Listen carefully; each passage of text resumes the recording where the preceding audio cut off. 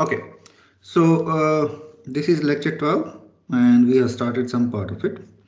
So this is a second Sturm theorem. Basically, we are looking at the comparison theorem now. Before that, we had looked at the uh, one ODE and its two solution, and we showed that between if x1 has two roots a and b, then x2 has at least has definitely one root, exactly one root in fact, between a and b. Okay. Now in the second one, we are going to compare two ODEs and we are going to look at these coefficient, and then we'll try to guess that if we know something about roots of the first ODE, how the roots of the second ODEs will behave. Okay, so for that we assume that x has a root at a and b and y has a root at a. So ya equal to 0. And furthermore, we assume that p is less than equal to q in general, but at least at one point this is strictly less than. Right? So this is strict inequality holds at least at one point t star. Okay. Then we claim that y has one root in this open interval. That means y will have one root before you reach the point b. Okay. So picture wise, this is what we did. So if you compare, for example, two ODEs, and you can see that because the coefficient of this is bigger, so if the one root is matching at the same point, then the other root for y will be before x, something like this. Okay. Of course, y can have more than one root in a and b. So unlike the previous case where we said that x2 has only one root, but that theorem says that there will be at least one root here. So it can have more than one, and that's not an issue. All right. So let us try to prove this statement now. Okay. So now for the proof, it's easier if you remember this picture. Okay. So we assume, and these assumptions can be manipulated. I mean, this is just to simplify the discussion. We assume that xt is positive in open interval AB. Of course, it can be negative also, right? Because if x has a root between a and b are consecutive roots, then x can be negative. But just to simplify, you take it to be positive. Otherwise, you could take it negative. Otherwise, negative is also fine. Can also be considered. This is just only to fix the sign. But important point is that between a and b, x will not change sign. That is the important point. Okay. Similarly, assume that ya is 0. So we know that ya is 0. So I don't want to assume that. What I want to say that we assume that yt is positive immediately after it.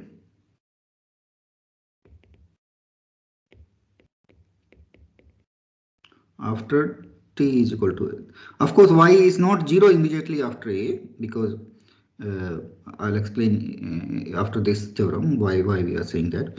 But y will be either positive or negative. I am taking y to be positive. So this picture, both x is the blue line, y is the red line. They are positive after point A.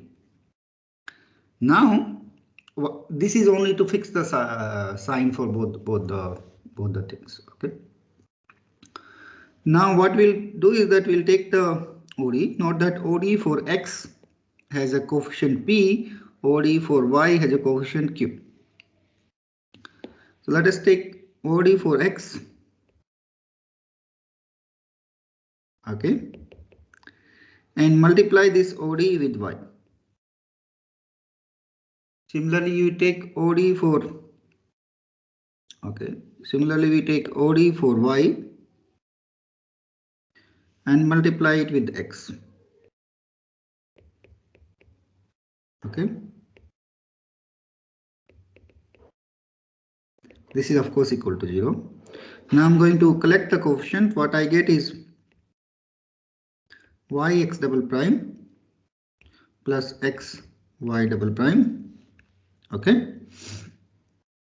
Sorry, I'm going to subtract them, not add them. Okay. So I'm going to subtract them. Okay. So because I'm going to subtract, this is negative sign. Okay. Plus p t minus qt xy is equal to 0. Okay. And this term I can write it as a x, sorry, y x prime minus x y prime derivative. Okay.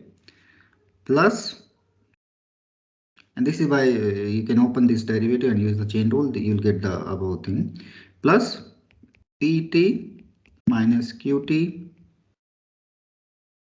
xy is equal to 0. Okay, so let me rewrite it here. Y x prime minus x y prime whole derivative plus pt minus qt xy is equal to 0. Okay, and now I would integrate whole thing between a and b. Of course, this will be equal to 0. Okay, so now I take this and this term other side.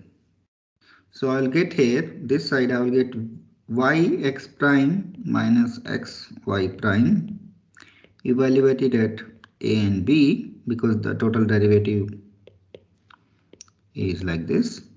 This should be equal to integral a to b qt minus pt x y dt. Okay, now I have just switched their places, so there is no negative sign. So now let us evaluate this integral. This is fairly easy to evaluate if you pay a careful attention. This will be y b x prime b, okay, minus x b y prime b minus y a x prime a plus x a y prime b. Okay, and the other side remain as it is. Sir, it will be y prime a at the last. Yeah, y prime a, you're right. Yes, thank you. So dt. Okay, now let us go one by one to this term. This remain as it is. I can do much about it because I know what xa is 0, xb is 0, I know ya is 0, but this doesn't fall into any of this, so I have to keep it here. Now xb is 0, so this goes away. Ya is 0, so this goes away. Xa is 0, so this goes away. Okay, so I have only the first term left. So I can write it here that yb x prime b is equal to integral a to b qt minus pt xy dt. Okay, fine. Now let us assume that, okay, let us assume that y does not have any 0 between a and b. Okay, so assume y does not vanish between a and b.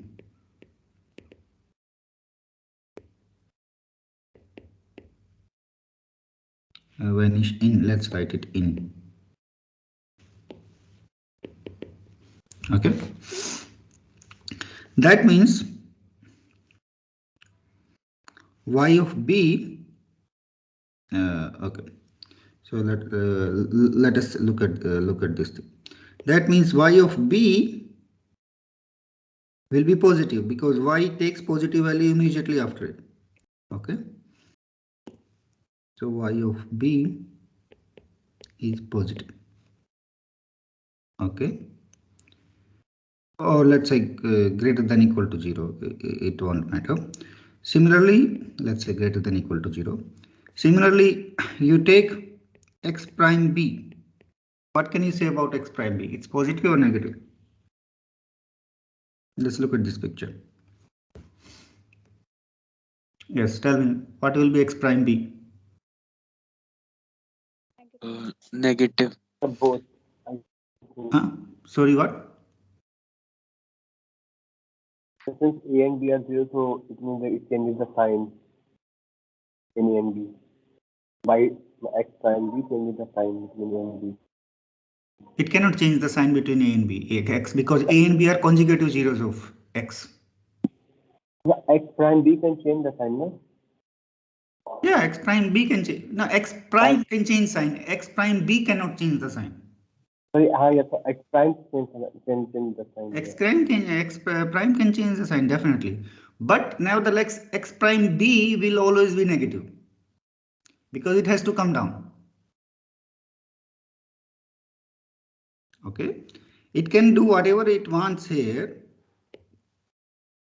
but finally it has to come down here because this is the root. X has to come down, so in the neighborhood of b, x prime will be negative.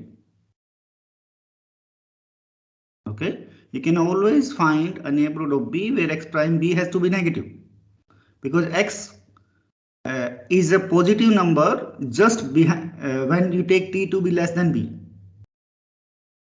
Okay, so let me clarify this this thing more. X prime b, because x is differentiable, will be xb minus x b minus h by h, limit h going to 0. Okay, this number is always positive. This is 0. So this will be always less than equal to 0. Less than, in fact, you can say strictly less than because there is no other 0. Okay. Is this part clear? So shouldn't it be less than equal to 0? No, equality will hold if b minus h happens to be a root, because b minus h is not a root. Okay, you can take equality also. Yeah, you are right, because in the limit it might be in the limit less than can become less than equal to. Okay, so this means this will be less than equal to 0. So this side is less than equal to 0. Okay, so this means that y of b, x prime b is less than equal to 0. Now let us look at the integral a to b qt minus pt x y dt. Now tell me what will be the sign. Now both x and y are positive in interval a and b, right? So this is positive. Then, yes, but note that let's look at this. So the sign will be determined by this part. Now q of t is greater than equal to p of t for all t in open interval AB, and strict inequality hold at least one point. So because it holds at one point and PQ are both continuous function, it will hold at least in a neighborhood of that point.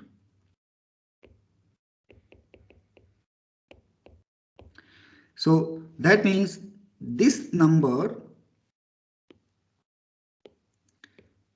at least even some sub interval of AB or in a neighborhood of T will be strictly positive, and they are positive. They are also strictly, x and y are also strictly positive.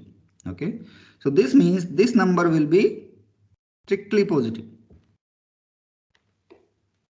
Okay, is this argument clear to all of you? This will be strictly positive because this number is strictly positive on a subinterval of AB. Is this clear? Yes, sir. Yeah. So that means what you get is that this side is less than or equal to 0, this side is strictly greater than 0. So what you get is a contradiction.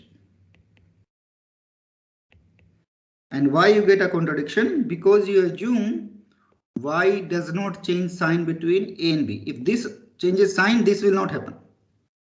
Okay, so you got a contradiction because you assume that y does not change, does not vanish between A and B. Okay, so this implies that y has a root in this interval. Is this proof clear now? Yes, sir. Okay. Now, immediate consequences of this theorem and the previous theorem is that under the same assumption as the theorem, all the roots, all the solutions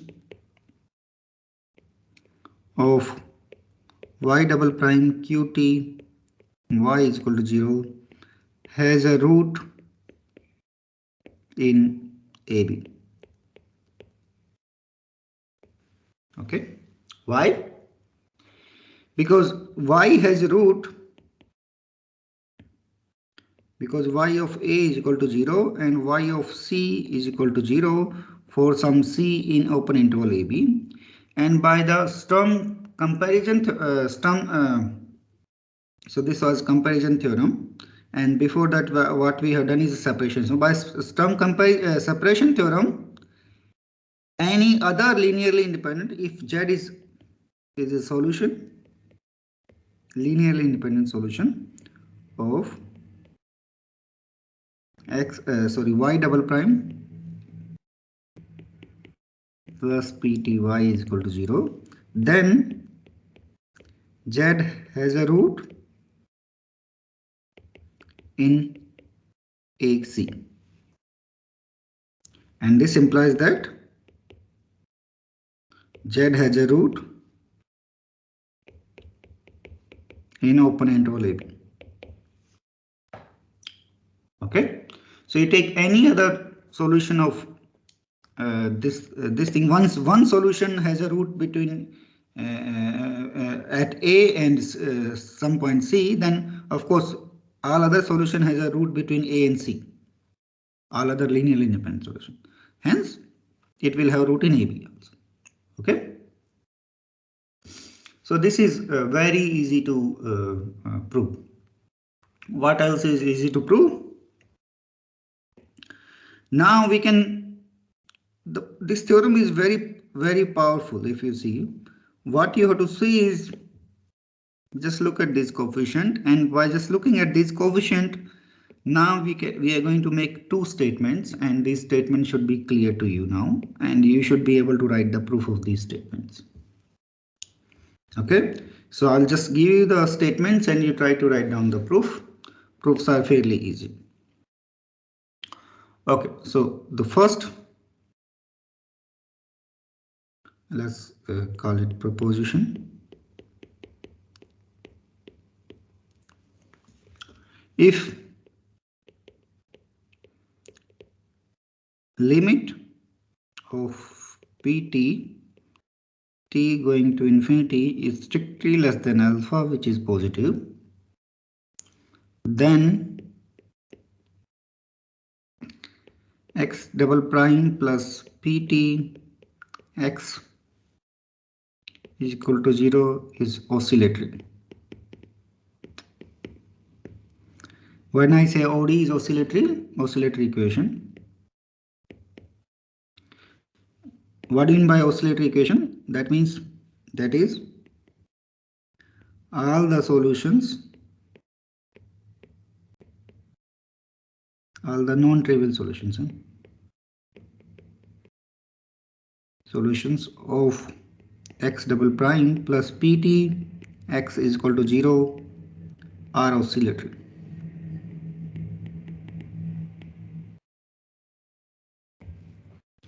How would you prove that? Can somebody think about the proof and tell me how this proof will work out?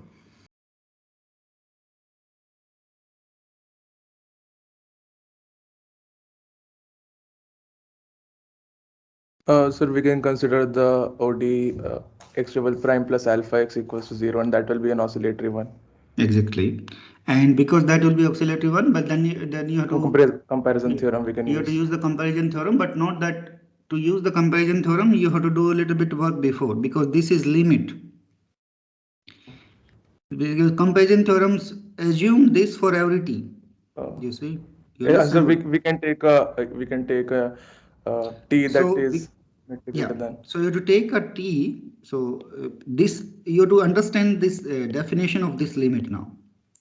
So basically what you have to do is that because limit pt is greater than alpha greater than 0 t going to infinity, that means there exists capital T such that for all t bigger than capital T, pt is strictly bigger than alpha.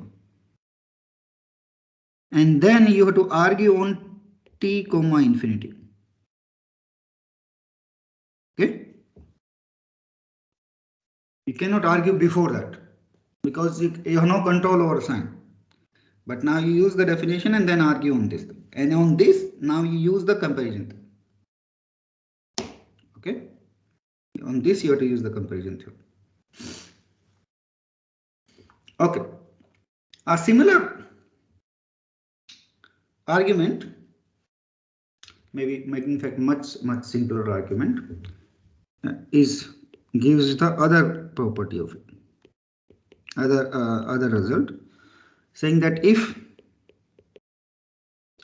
pt is less than equal to 0 and pt is not equal to 0 and absolutely not equal to 0, that means it's not a function, that is pt is not a 0 function.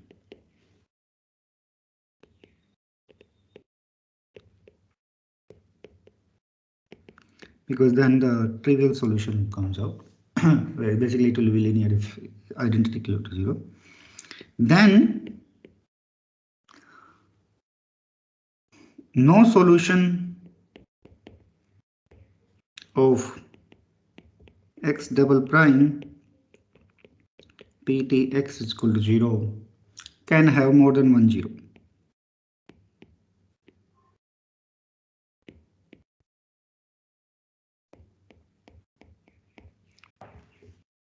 Okay, and can somebody think about the proof here, what you have to do?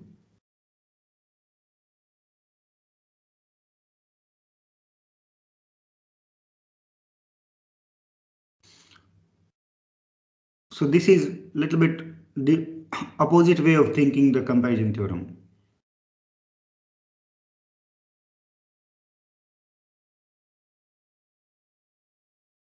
So you will compare this with y double prime equal to 0, because the solution of this, let's look at the solution of this. Then note that because it's not a strictly 0 function, there will be at least one point when this pt is less than this corresponding qt, which is 0 here, right? So the comparison theorem will hold. But note that all the solutions of this ODE will have at most one 0. Right? Agree? Because what are the solution of this ODE? This will be linear functions. So it can have at most one 0. So by default, the solution of this can have at most one 0. Okay? Think about it. Huh? So I already given you the idea that you look at the this thing and then you can show that part. All right.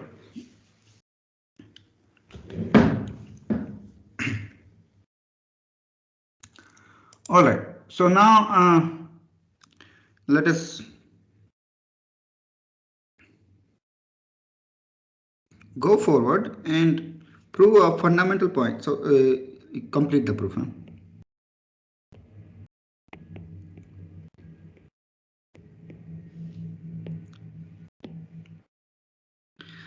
Now, so far, we have assumed one fundamental assumption when we discussed all this stum comparison theorem, which is that we assumed between any two consecutive roots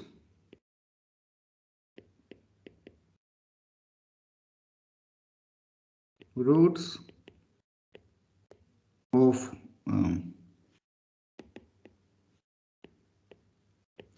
a solution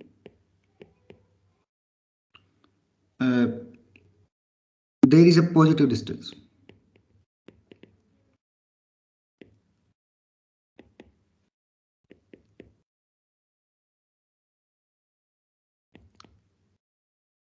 Let me explain what I'm saying. So when I say that T1 and T2 are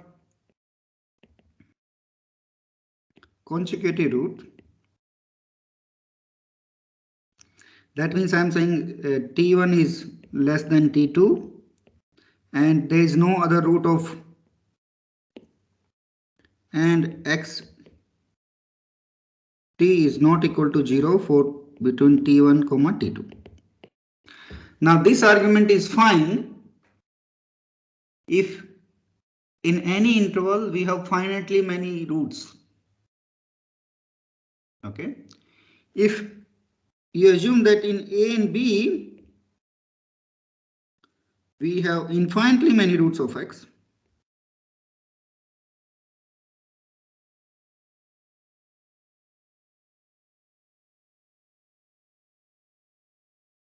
then saying consecutive root does not make sense.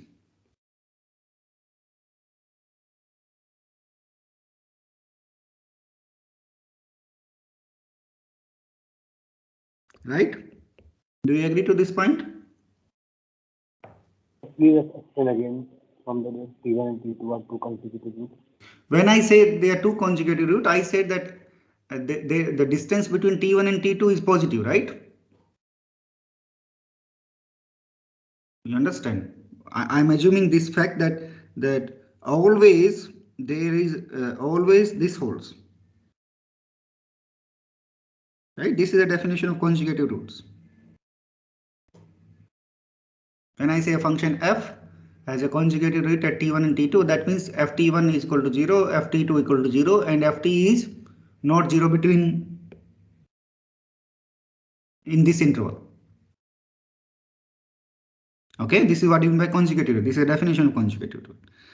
Now this is okay if you know already that there are no infinitely roots of x in any interval, because if there are infinitely many roots of x in that interval, you cannot discuss about the conjugative roots. Why you cannot discuss about conjugative root?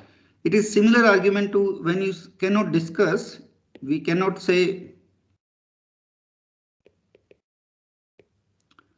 conjugative rational numbers.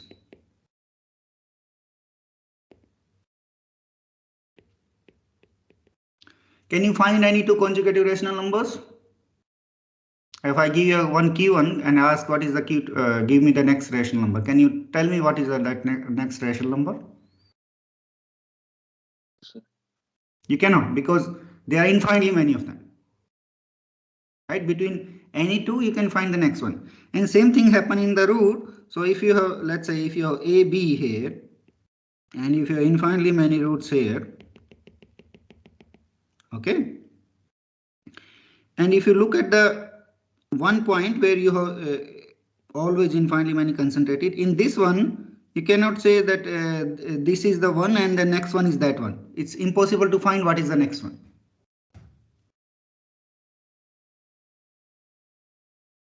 Okay, agree? Yes, sir. Okay, so now Because of this, we need to prove a statement which says that this never happens.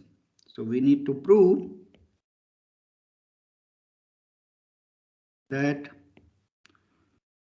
roots are always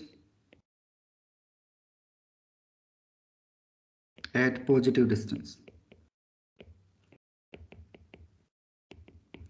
And for that we have a very powerful statement which we'll prove now, and the proof is not that hard. Okay. So what we are going to prove is that following. Consider x double prime plus pt x is equal to 0 and x is a non-trivial solution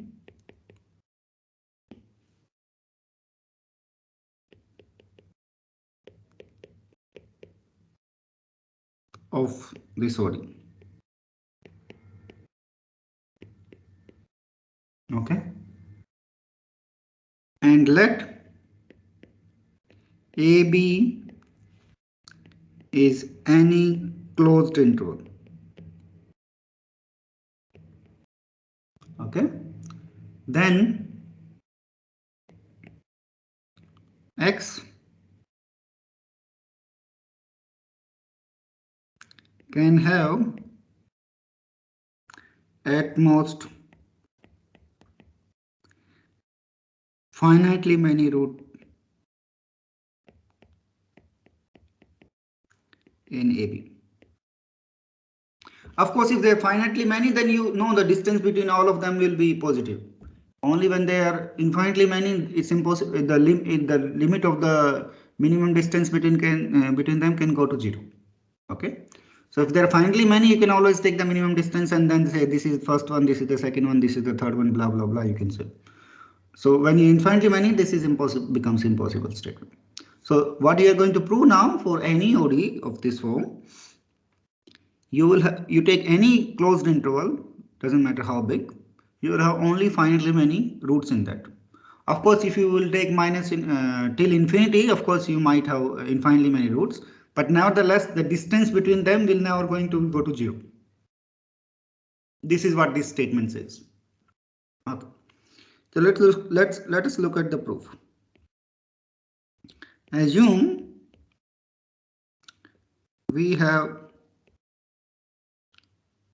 a non-trivial solution xt which has infinitely many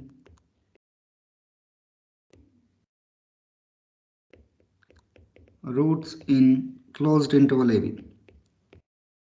Okay. What we are going to prove now that x is in fact a trivial solution. Then that will be the contradiction. Okay. Is this clear what I'm going to do? I'm starting x to be non-trivial solution, which I am assuming that it has infinitely many roots in the closed interval AB. And I'm going to prove now that x is actually a trivial solution.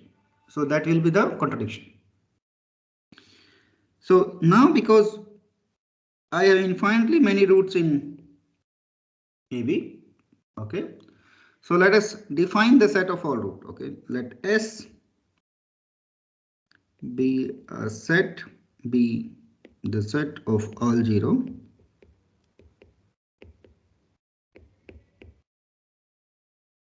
of x in closed interval AB.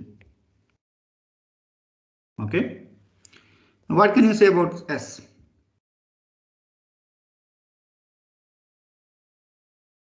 Can somebody tell me what you can say about S? S has of course infinitely many points, right?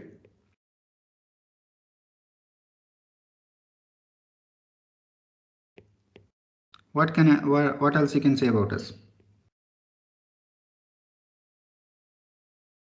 Yes. Is closed. No, S is not closed. It's a dense set. Dense in what?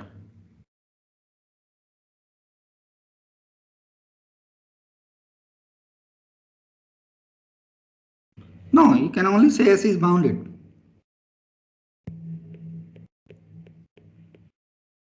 Because S is a subset of closed interval AB. So you can only say it's bounded. It's a bounded set in closed interval AB with infinitely many points. You cannot say it's dense. Denseness is something else. That's all you can say. But now, because S is a bounded set with infinitely many points, it will have at least, yes, can somebody tell me, some student can tell me what I can conclude from this? Convergent sequence? Yes, it will have a limit point, not convergent sequence. It will have a limit point. Okay, so S has a limit point. Of course, that limit point might not belong to S. I will prove that it's belong to S later on, but in general, it might not belong to S. Okay, that you should understand. It will definitely though belong to AB because AB is a closed interval. Okay, so every limit point of inside AB will be inside this. Okay, so S has a limit point. Let's call it T star. This implies that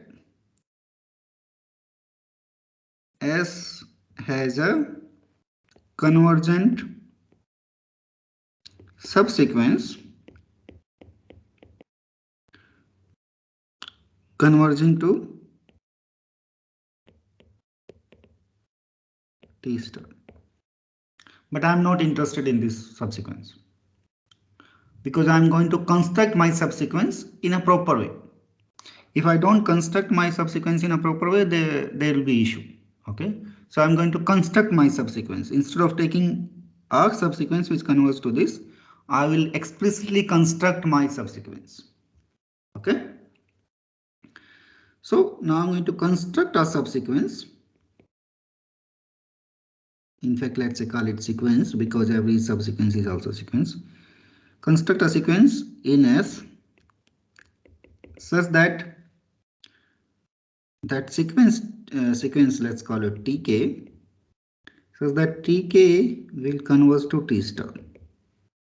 And how this Tk will start? Let's take K small enough, sorry, large enough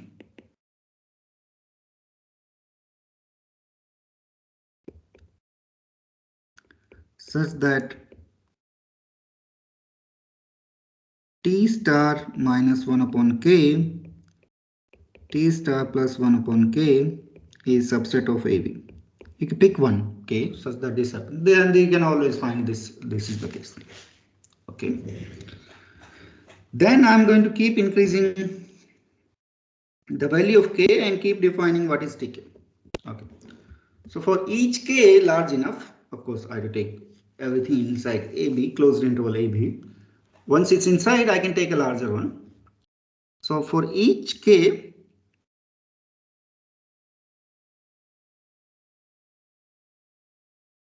I take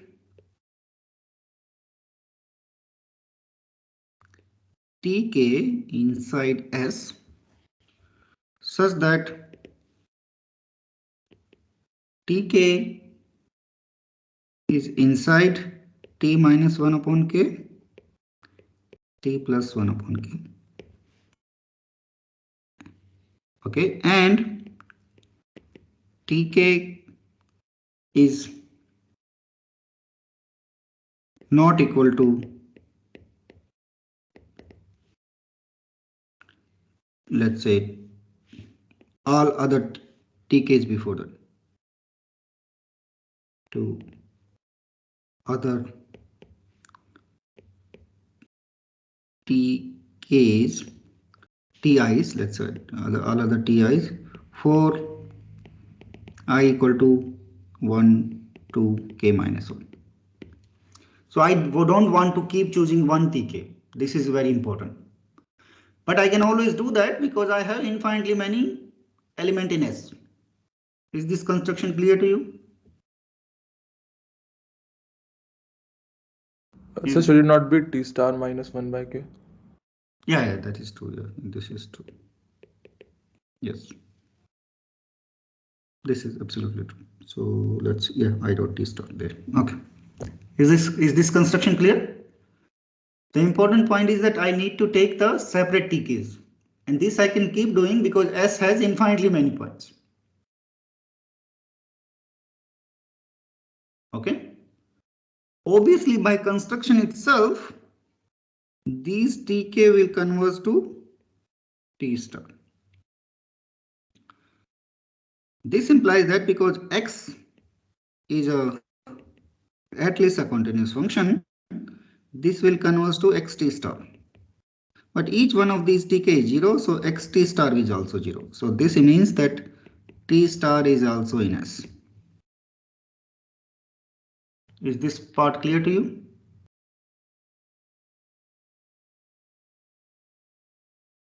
Yes? Yes, sir. Okay.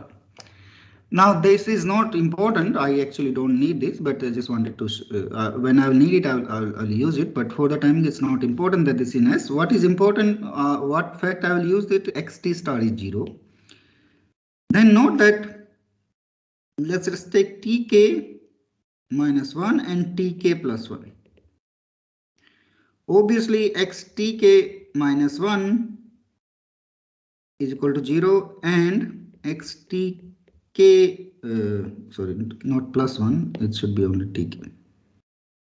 Tk is equal to 0.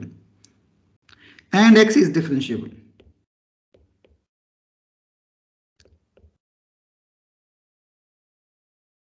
So this implies by Rolle's theorem,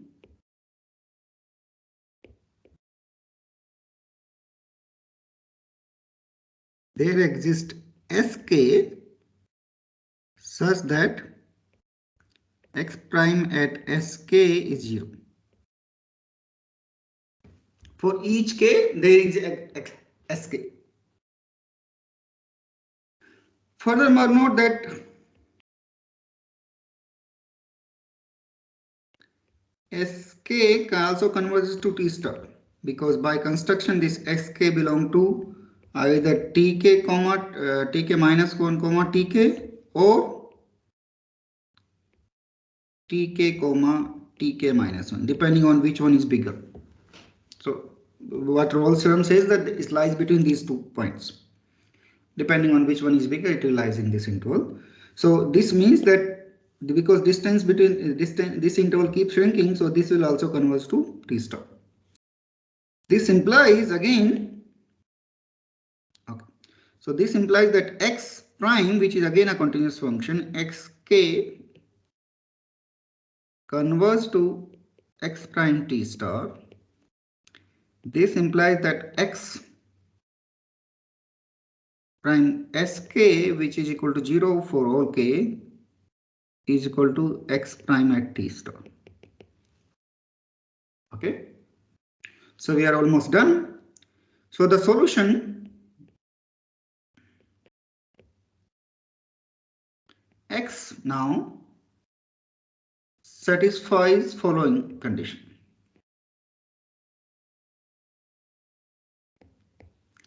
It's a solution of ODE.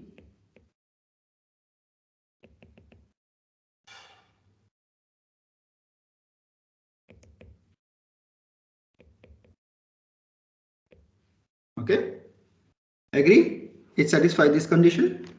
This is what we have to. At t star, xt is 0 and at t star x prime t is 0. So now by uniqueness of initial value problem, because p is a continuous function, so the solution will be unique. Uniqueness of solutions, xt is, and what will be xt? Yes, Trivial solution. exactly. It will be trivial solution because if you put xt as 0 function, it satisfies all these conditions. So by uniqueness, this will be 0. That is X is a trivial solution.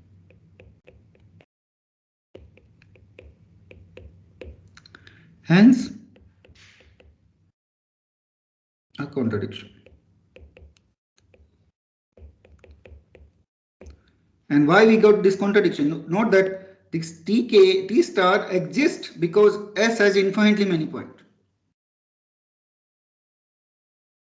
in closed interval, which is a subset of closed interval AB. If this would not have happened, then there is no T star.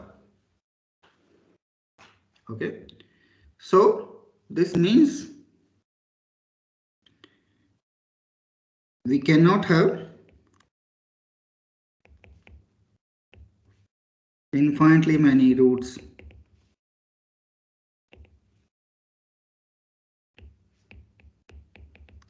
in any closed interval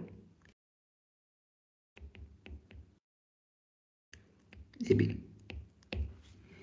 So that means we can talk about the distance, we can talk about the conjugated roots.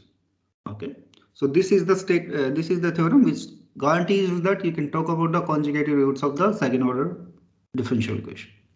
Okay, with this we stop, and let me tell you that this, okay, so somehow things have disappeared.